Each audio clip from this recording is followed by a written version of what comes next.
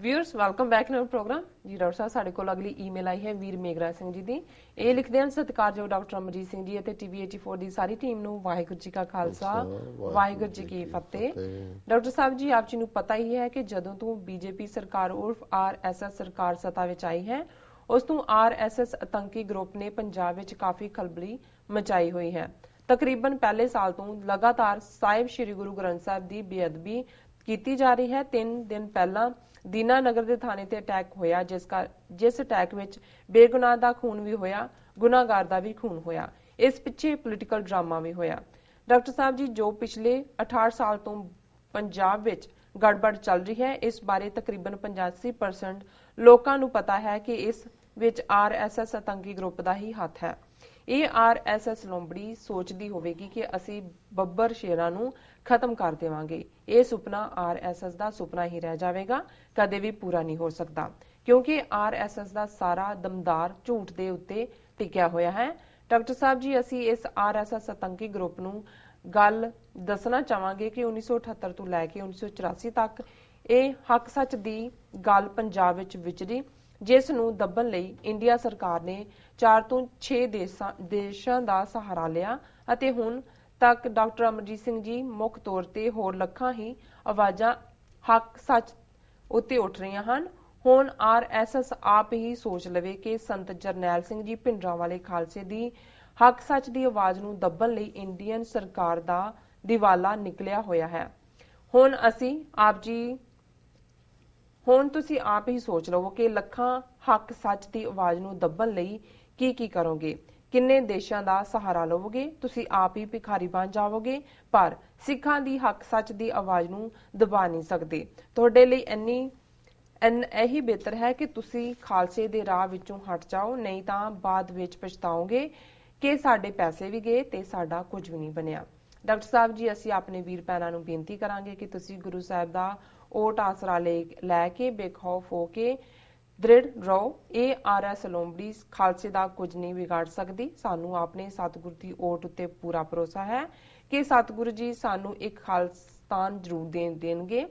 ਸਾਰੀ ਸਿੱਖ ਕੌਮ ਇੱਕ ਜਿੰਦ ਅਤੇ ਜਾਨ, ਖਾਲਿਸਤਾਨ ਜ਼ਿੰਦਾਬਾਦ। ਜੀ ਡਾਕਟਰ ਸਾਹਿਬ ਜ਼ਿੰਦਾਬਾਦ ਜ਼ਿੰਦਾਬਾਦ। ਵੀਰ ਮੇਘਰਾਜ ਸਿੰਘ ਜੀ ਦਾ ਬਹੁਤ ਬਹੁਤ ਸ਼ੁਕਰੀਆ। ਘੜੀ ਜਾ ਰਹੀ ਹੈ ਆਪਣੀ ਸਮਾਪਤੀ ਦੇ ਟਾਈਮ ਵੱਲ, ਜ਼ਿਆਦਾ ਵਕਤ ਤਾਂ ਮੈਂ ਨਹੀਂ ਕਰਾਂਗਾ ਡਿਸਕਸ ਜੀ ਕਿਉਂਕਿ ਐਤਕੀ ਉਹਨਾਂ ਦੀ ਲਿਖਤ ਵੀ ਬੜੀ ਸ਼ਾਰਟ ਹੈ ਔਰ ਬਿਲਕੁਲ ਜਿਹਨੂੰ ਕਹਿੰਦੇ ਨੇ ਵੀ ਤੀਰ ਟਿਕਾਣੇ ਤੇ ਹੈ ਜੀ। ਇਹਨਾਂ ਨੇ ਲੋਮੜੀ ਆਰਐਸਐਸ ਦੀ ਪੂੰਛ ਫੜੀ ਹੈ ਤੇ ਪੂੰਛ ਤੋਂ ਹੀ ਫੜ ਕੇ ਤੇ ਘੁਮਾ ਕੇ ਫਿਰ ਦੱਸਦਾ ਕਿ ਲੋਮੜੀ ਹੈ ਸਾਨੂੰ ਪਤਾ ਹੈ ਤੇਰੀ ਪੂੰਛ ਕਿੱਥੇ ਹੈ ਔਰ ਅਸੀਂ ਤੇਰਾ ਜਿਹੜਾ ਹੁਣ ਤੇਰੀ ਚਾਲ ਚੱਲਣ ਨਹੀਂ ਦੇਣੀ। ਵਨ ਲਾਈਨਰ ਇਹ ਹੈ ਇਹਦਾ ਕਿ ਵੀ ਜਿਹੜਾ ਲੋਮੜੀ ਹੈ ਉਹਨੂੰ ਹੀ ਅਸੀਂ ਫਿਕਸ ਕਰ ਲਿਆ ਵੀ ਹੁਣ ਚੱਲੇਗੀ ਚਾਲਾਂ ਕਿੱਥੇ।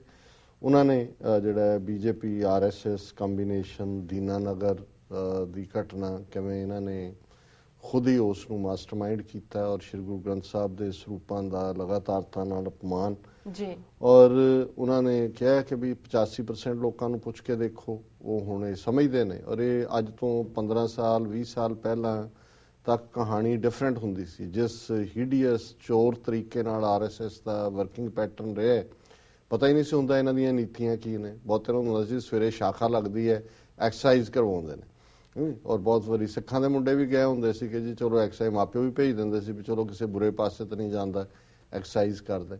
ਪਰ ਹੁਣ ਜਿਸ ਤਰੀਕੇ ਨਾਲ ਇਹਨਾਂ ਦਾ ਏਜੰਡਾ ਅਨਫੋਲਡ ਹੋਇਆ ਉਸ ਦੇ ਥੱਲੇ ਅਵੇਅਰਨੈਸ ਔਰ ਇਹਦੇ 'ਚ ਕੋਈ ਸ਼ੱਕ ਨਹੀਂ ਕਿ ਬਾਹਰਲੇ ਸਿੱਖਾਂ ਨੇ, ਡਾਇਸਪੋਰਾ ਸਿੱਖਾਂ ਨੇ ਜਿਨ੍ਹਾਂ ਨੂੰ ਅੱਜ ਏਜੰਸੀਆਂ ਨੇ ਹੁਣ ਪੂਰੀ ਤਰ੍ਹਾਂ ਟਾਰਗੇਟ ਕੀਤਾ ਔਰ ਜਿਹੜੇ ਜਮੂਰੇ ਉੱਥੋਂ ਕੋਈ ਜੀਕੇ, ਕੋਈ ਸਿਰਸਾ, ਕੋਈ ਹੋਰ ਤੋਰੇ ਨੇ ਔਰ ਮੀਡੀਆ ਦੇ ਲੋਕ ਤੋਰੇ ਹੋਏ ਨੇ ਇੱਧਰ। ਇਸੇ ਕਰਕੇ ਹੈ ਵੀ ਇੱਥੇ ਮਿਸ ਇਨਫੋਰਮੇਸ਼ਨ ਫੈਲਾਓ, ਇੱਥੇ ਜਿਹੜਾ ਆਪਸੀ ਇੱਕ ਦੂਸਰੇ ਦੇ ਖਿਲਾਫ ਪਲੇ ਕਰੋ।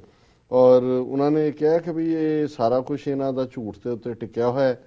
ਭਾਵੇਂ ਜੂਨ 84 ਦੇ ਹਮਲੇ ਵੇਲੇ ਇੰਦਰਾ ਗਾਂਧੀ ਨੇ ਰੂਸ ਹੋਏ, ਇੰਗਲੈਂਡ ਹੋਏ ਔਰ ਹੋਰ ਵੀ ਦੇਸ਼ਾਂ ਦੀ ਮਦਦ ਲਈ ਹੈ, ਪਰ ਜਿਹੜੀ ਸੱਚ ਦੀ ਆਵਾਜ਼ ਹੈ ਉਸ ਦਾ ਇੱਕ ਆਪਣਾ ਭਾਰ ਹੈ, ਉਸ ਦਾ ਇੱਕ ਆਪਣਾ ਜ਼ੋਰ ਹੈ। ਔਰ ਜੇ ਉੱਥੇ ਹਕੂਮਤ ਟੈਂਕਾਂ ਤੋਪਾਂ ਨਾਲ ਹਮਲਾ ਕਰਕੇ ਸੰਤ ਪਿੰਡਾਂ ਵਾਲਿਆਂ ਨੂੰ ਇੱਕ ਬਿਲਕੁਲ ਪਸਮਾਸੋ ਰਾਖਸ਼ਸ ਨਾਲ ਅਡਵਾਨੀ ਵਰਗਾ ਜਿਹੜਾ ਬੰਦਾ ਹੈ ਘਟੀਆ ਉਹਨੇ ਕਿਹਾ, ਲੇਕਿਨ ਅੱਜ ਸੰਤ ਪਿੰਡਾਂ ਵਾਲਿਆਂ ਦਾ ਕੱਦ ਜਿਹੜਾ ਹੈ ਉਹ ਹਰ ਚੜ੍ਹਦੇ ਸੂਰਜ ਵੱਡਾ ਹੋ ਰਿਹਾ। ਜਿਸ ਤਰੀਕੇ ਨਾਲ ਜੰਮੂ ਕਸ਼ਮੀਰ ਦੇ ਸਿੱਖਾਂ ਨੇ ਜੰਮੂ 'ਚ ਖਾਸ ਤੌਰ ਤੇ ਸੰਤ ਪਿੰਡਾਂ ਵਾਲਿਆਂ ਦੇ ਪੋਸਟਰ ਪਾੜਨ ਤੋਂ ਬਾਅਦ ਰਿਐਕਟ ਕੀਤਾ ਹੈ।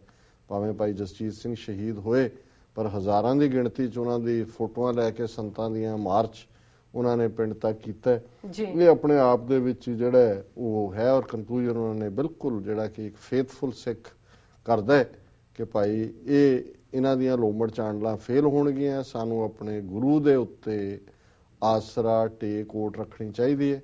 ਗੁਰੂ ਨੇ ਕੌਮ ਨੂੰ ਬੇਘਰੇ ਨਹੀਂ ਰਹਿਣ ਦੇਣਾ ਔਰ ਅਲਟੀਮੇਟਲੀ ਕੌਮੀ ਘਰ ਖਾਲਿਸਤਾਨ ਵਸ਼ ਹੋਣ ਚਾਹੇਗਾ। ਸੋ ਇਹਨਾਂ ਦਾ ਵੀਰ ਮੇਘਰਾਜ ਸਿੰਘ ਜੀ ਦਾ ਸ਼ੁਕਰੀਆ, ਉਹਨਾਂ ਨੇ ਸਾਨੂੰ ਲਿਖਿਆ। ਜੀ ਰਸਤ ਨਾਲ ਨੇ ਬ੍ਰੇਕ। ਵਿਊਅਰਸ ਤੁਸੀਂ ਕਿਤੇ ਨਹੀਂ ਜਾਣਾ, ਮਿਲਦੇ ਹਾਂ ਛੋਟੇ ਵਕਫੇ ਤੋਂ ਬਾਅਦ।